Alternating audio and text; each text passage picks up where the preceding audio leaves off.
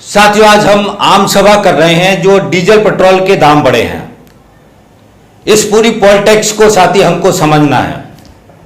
आज के जो हमारे देश के राजनीतिक हालात हैं उसमें जो हमारी केंद्र में सरकार है, नरेंद्र मोदी जी के नेतृत्व में भारतीय जनता पार्टी की सरकार है, ये सरकार पूरी तरीके से फेल हुई है हर मोर्चे पे और विफल हुई है।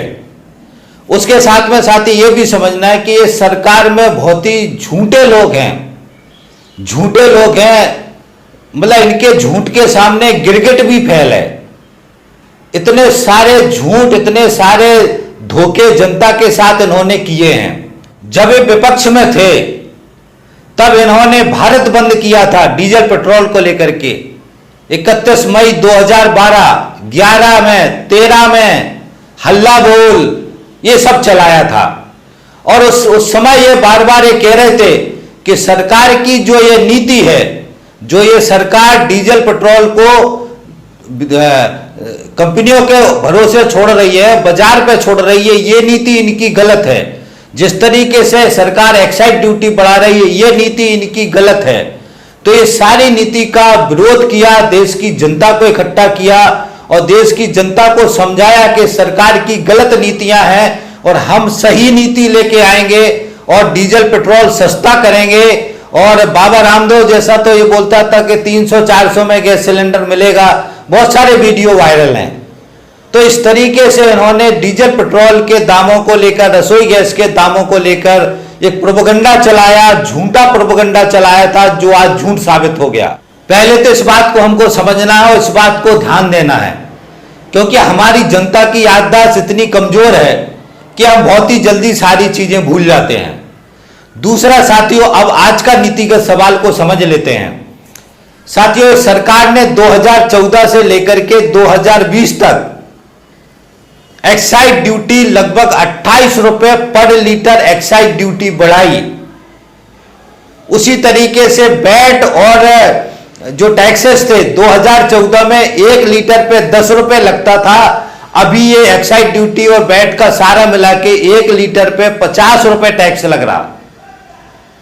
तो ये 6 साल के अंदर इतना सारा टैक्स इन्होंने डीजल पेट्रोल के दामों के ऊपर बढ़ाया, जिसका नतीजा है कि डीजल पेट्रोल इतना महंगा हुआ। पहली बात इस बात को समझना है।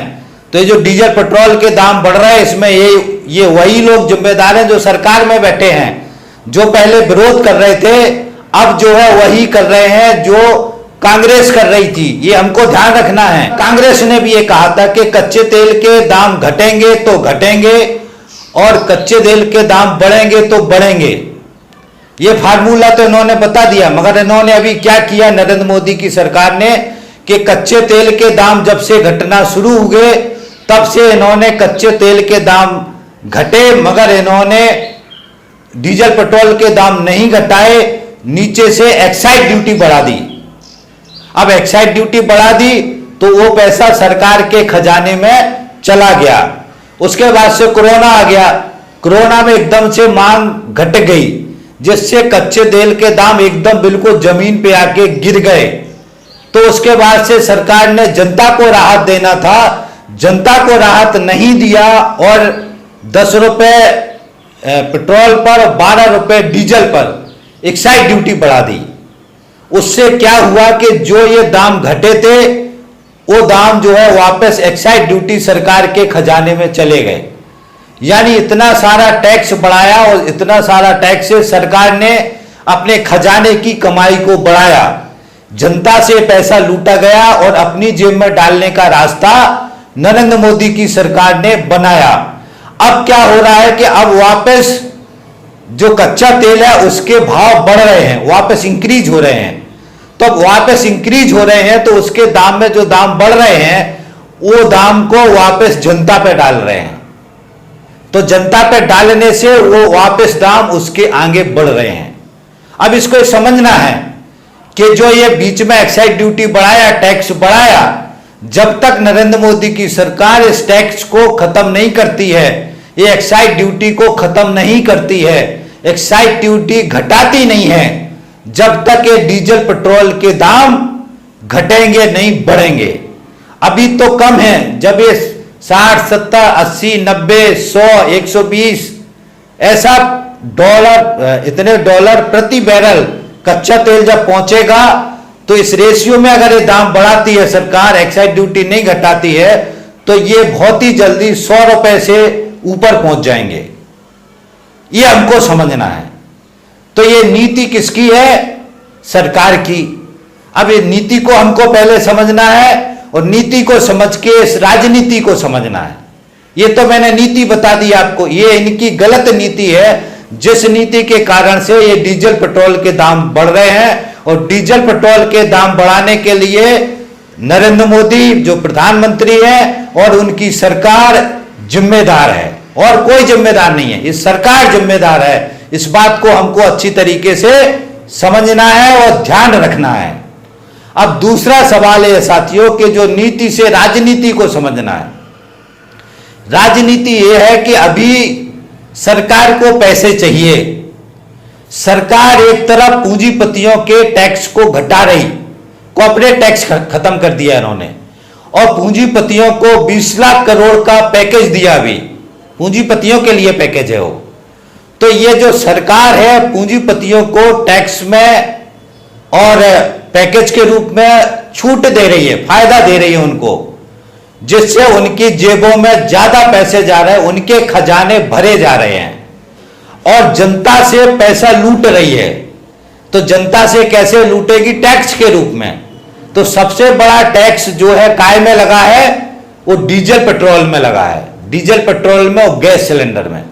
तो जनता की से लूट, सबसे बड़ी लूट डीजल पेट्रोल में हो रही है। और उसके साथ में दूसरा एक शराब है। शराब में सबसे ज्यादा टैक्स सरकार जो है कमा रही है। इसलिए लॉकडाउन के जैसे ही चालू हुआ तो सबसे पहले शराब के अड्डे, शराब की दुकानों को खोला गया। तो इससे सरकार टैक्स कमा रही है और पूंजीपतियों को, अमीरों को सहूलियतें दे रही है। ये है राजनीति, जिस राजनीति को हमको समझना है। अब ये समझना है कि ऐसा ये क्यों कर रहे हैं। तो हमको साथ ये समझना है कि ये सरकार है नरेंद्र मोदी और बीजेपी आरएसएस की जो सरकार है, ये पूंजीपतियों की सरकार है। ये सरकार जनता का ये ढोंग करते हैं। गरीब गरीब गरीब, हिंदू मुसलमान, ये सब इनका नाटक है। और ये नाटक बना करके देश की जनता को मूर्ख बना रहे हैं, देश की जनता को गुमराह कर रहे हैं। असल में ये पूंजीपतियों के लोग हैं, पूंजीपतियों के लिए काम कर रहे हैं। इसलिए ये सारा टैक्स का पैसा जनता के ऊपर टैक्स लगा रहे हैं, पूंजीपतियों के टैक्स माफ कर रहे हैं, उनको अप्रत्यक्ष रूप से बहुत सारा फायदा दे रहे हैं। अब ये पार्ट है एनपीए। आपको पता है बहुत सारे जो कर्जे दे रहे हैं, ये पूंजीपति कर्जे नहीं चुका रहे, और जो कर्जे नहीं चुका रहे तो उनका क्या होता है, उनको एनपीए कर देते हैं। उस पैसे को डूबत खाते में डाल देते हैं बैंकों के, फिर उसको एनपीए कर देते हैं। एनपीए करने के बाद से फिर उसको राइट ऑफ कर देते हैं।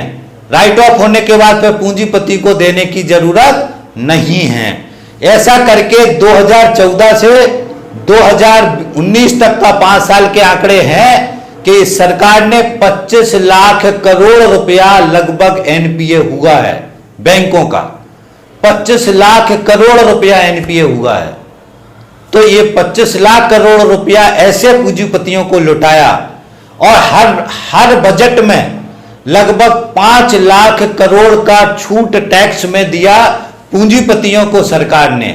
अब 6 साल अगर लगा लो तो 6 से 30 लाख करोड़ का छूट टैक्स के रूप में दे दिया, 20 लाख करोड़ का पैकेज दे दिया।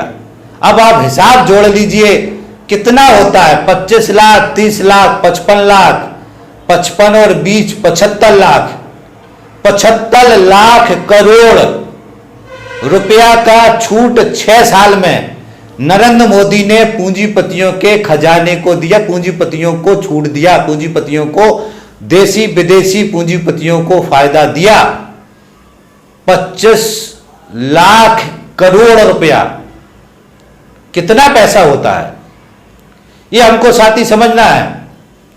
तबकि हमारा बजट ही कुल 200 लाख करोड़ का है, 200 लाख करोड़ का बजट है। जिसमें से 75 लाख करोड़ का छूट नरेंद्र मोदी ने। कितना बड़ा पैसा होता है ये, इतना ज्यादा पैसा है कि देश की जनता पता नहीं शिक्षा स्वास्थ्य सब मुक्त हो जाएगा।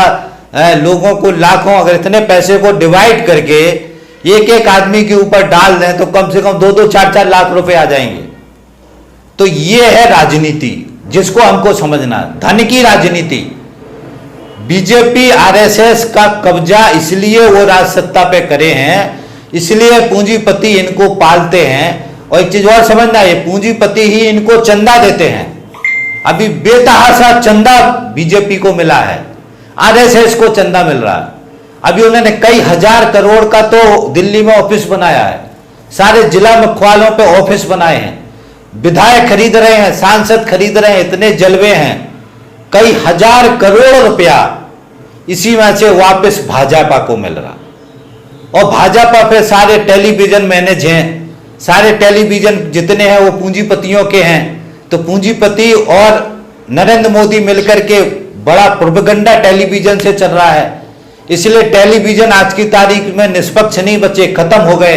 इस धन बल की ताकत से सरकारें गिरा रहे, विधायक खरीद रहे, सांसद खरीद रहे।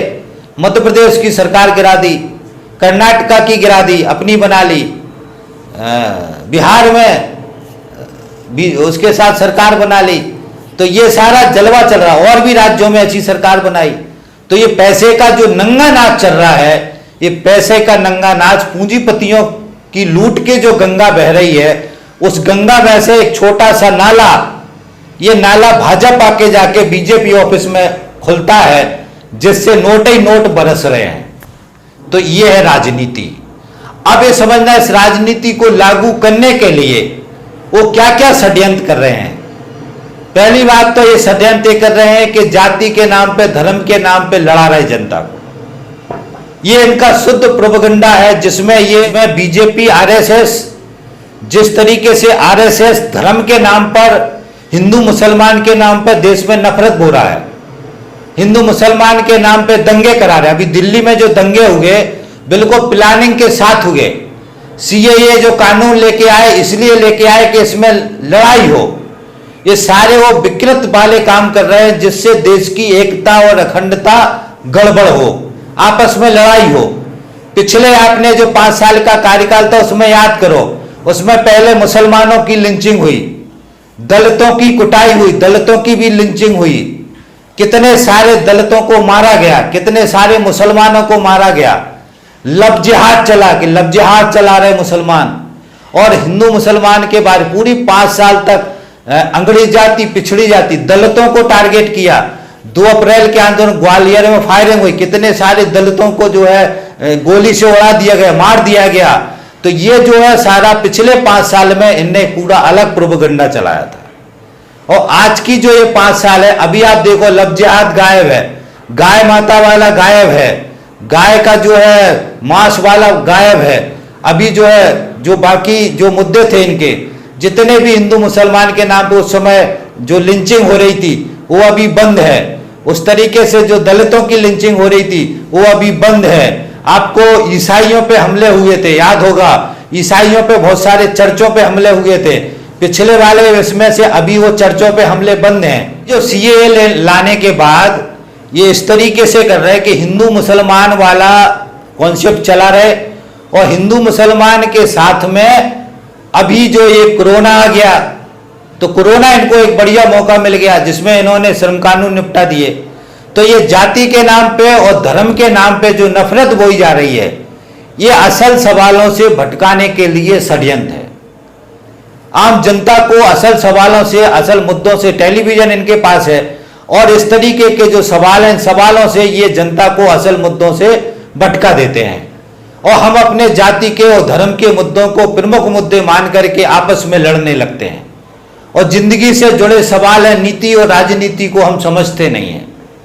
तो ये इनका एक प्रोपेगेंडा है, ये इनकी एक साजिश है। और बीच बीच में धर्म के नाम पे जितने भी चैनल चलते हैं, बहुत सारा इनका सोशल मीडिया पे बहुत बड़ा स्ट्रक्चर है, इनका बहुत बड़ा आईटी सेल है, जो ये हिंदू मुसलमान की नफरतें फैलाता है। अभी कोरोना के अंदर भी मुसलमानों ने, जमातियों ने फैलाया, ये वाला प्रोपेगेंडा बहुत लंबा चला। और बड़ी संख्या में आरएसएस के लोग हिंदू मुसलमान का डिवाइडेशन करने में सफल हुए। तो ये एक प्रोपेगेंडा चल रहा है जिसको ये हमको समझने षड्यंत्र है, और इस षड्यंत्र को फंडिंग पूंजीपति कर रहे हैं। आज की तारीख में चाहे भागवत कथा चले, जितने भी धार्मिक अनुष्ठान हो रहे हैं, जितनी भी धार्मिक यात्राएं हो रही हैं, उसके पीछे फंडिंग करने वाले पूंजीपति हैं, अमीर लोग हैं जो फंडिंग कर रहे हैं कि ये धर्म का माहौल बने और धर्म के माहौल में जनता असल सवालों से भटक जाए। ये प्रोपेगेंडा है जिसको साथी हमको और हमारे देश की जनता को समझना है। उसी तरीके से साथियों, जो कोरोना की महामारी आया, इसको लेकर के ये श्रम कानून खत्म कर दिए, और जिस तरीके से खजाने को आम जनता पे लुटाना था, आम जनता पे ना लुटा के पूंजीपतियों पे लुटाया। आम जनता बेचारी पैदल चलती रही, भगते रहे, उनको राशन चाहिए तो राशन भी सही तरीके से मिला नहीं। ये पूरा एक प्रोपेगेंडा है जिसमें गरीबों की अनदेखी की गई है और अमीरों की झोलियां भरी गई। ये श्रम कानून परिवर्तन करके श्रमिकों की जो 150 साल से अधिकार पाए थे उनको खत्म कर दिया, क्योंकि ये समय उनको लग रहा है ये अवसर सही है, इस अवसर में देश की जनता जो है विरोध नहीं करेगी।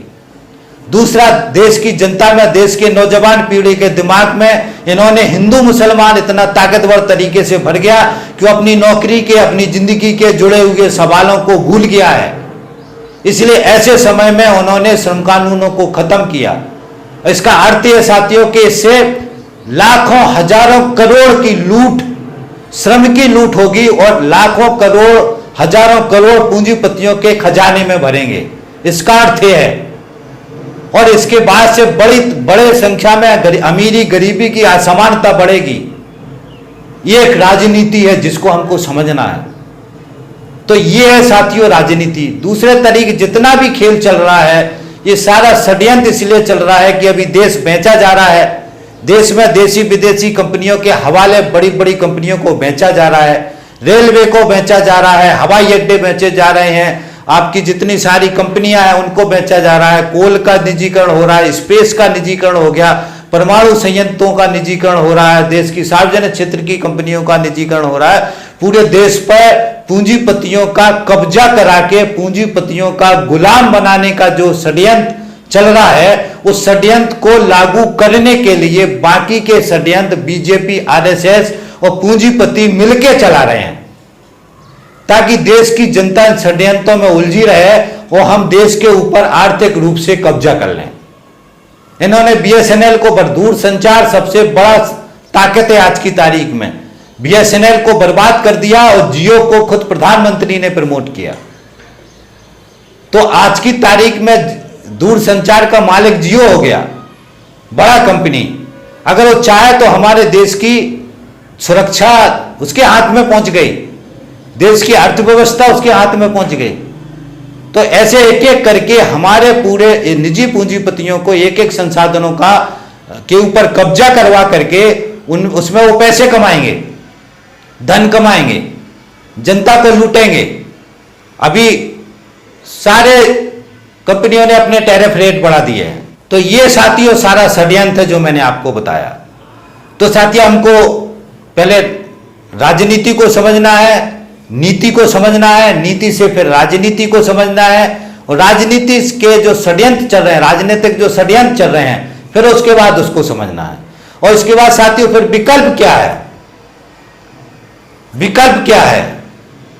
आर्थिक नीतियों में कांग्रेस और भाजपा की नीति एक ही है, यह अच्छी तरीके से समझना है। आज की तारीख में यदि इस व्यवस्था को बदलना है तो आपको फिर समाजवादी व्यवस्था की जो विचार के ताकत के लोग हैं उनको लेके आना पड़ेगा, आपको उनको सामने लाना पड़ेगा, उनको पावरफुल बनाना पड़ेगा, वो राजनीतिक रूप से ताकत में आना पड़ेंगे, तब ये नीतियां बदलेंगी। नहीं तो बीजेपी जब लूटती है तो कांग्रेस विरोध करती है, कांग्रेस जब लूटती है जनता को तो बीजेपी विरोध करती है। तो ये नौटंकी है, जो नौटंकी हमारे देश के अंदर चल रही है, पिछले 50 सालों से चल रही है। और अभी जब बीजेपी आरएसएस सत्ता में आया है 50 साल बाद, तो ये बिल्कुल एक हबसी टाइप में, इनको लूटने की हवस है।